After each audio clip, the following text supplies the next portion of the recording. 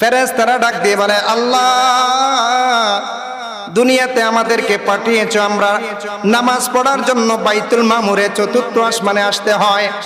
ওগো আমার আল্লাহ, দুনিয়া সৃষ্টি করেছো, মানুষ সৃষ্টি করবে গো আল্লাহ, আমরা তো নামাজ পড়া লাগে। আমার আল্লাহ কয়, আমার আরশের নিচে সোজা সুজি একটা ঘর তৈরি করো, যেই ঘরটার নাম তোমরা রেখে দাও খানায়ে কাবা। জোরে কোন সুবহানাল্লাহ।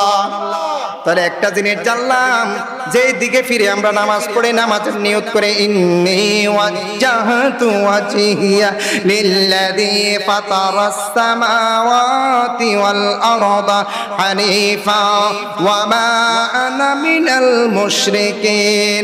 ওই খানায়ে কাবাটা আমার আল্লাহর আরশের সোজাসুজি নিচে। সুবহানাল্লাহ। একটা তথ্য জানছি, সুবহানাল্লাহ কোন। এই খানায়ে কাবা ফেরেশতারা মানুষ সৃষ্টি 2000 বছর আগে সৃষ্টি করেছেন। এবার যখন আবার মানুষ সৃষ্টি করেছেন, মানুষ সৃষ্টি করার পরে সাইয়েদনা হযরত আদম আলাইহিস সালাম খানায়ে কাবা সৃষ্টি করেছেন। আদম নবীর পরে শীশ আলাইহিস সালাম খানায়ে কাবা আবার তৈরি করেছেন। শীশ আলাইহিস সালামের পরে ইব্রাহিম আলাইহিস সালাম, যখন নূহ আলাইহিস সালামের বন্যার সময় যখন এই খানায়ে কাবা ধ্বংস হয়ে গেছে, তারপরে আমলেকা গোত্র, তারপরে জুরহাম গোত্র, তারপরে কোশা ইবনে কিলাব গোত্র, তারপরে কুরাইশ গোত্র, তার আব্দুল্লাহ ইবনে জুবায়ের, হাজ্জাজ ইবনে ইউসুফ, তারপরে তুরস্কের বাদশা মুরাদ খান, এই মোট 11 বার। মারহাবা কোন। মারহাবা।